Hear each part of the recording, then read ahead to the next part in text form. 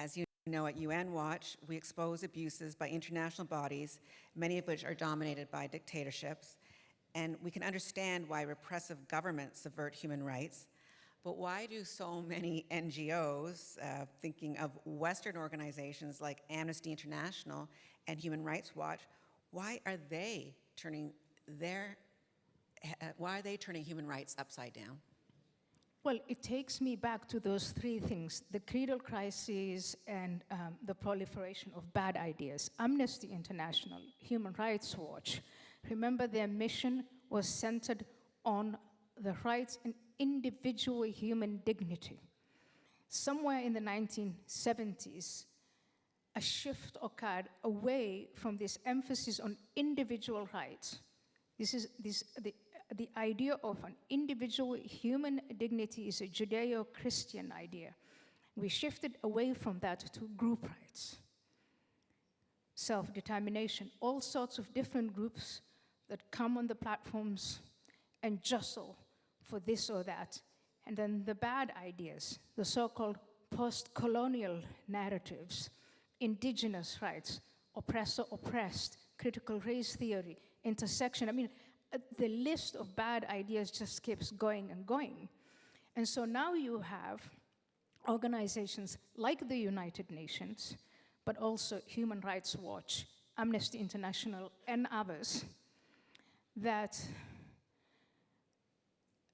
have undergone a mission drift so dramatic that they're advancing the very same things that they were founded to defeat and defend and eradicate.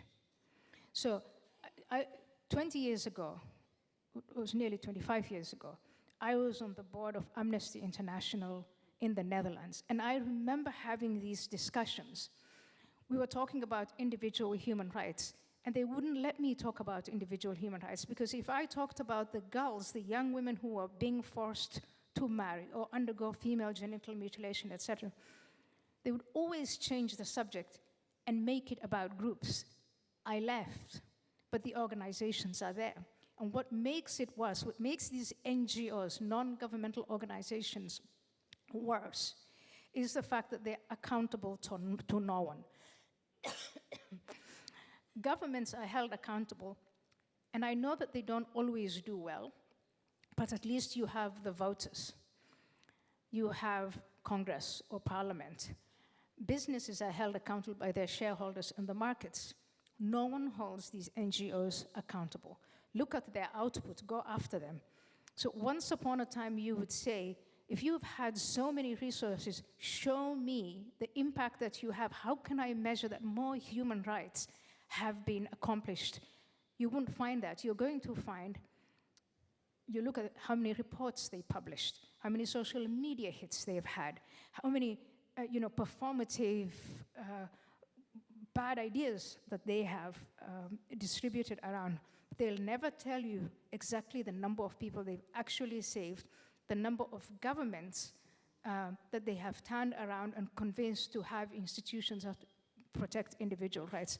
These NGOs, Human Rights Watch, Amnesty International, and others, they have now become the tools of the CCP, the Chinese Communist Party, of Putin, and to a large extent, they've been completely hijacked by organizations like the Muslim Brotherhood.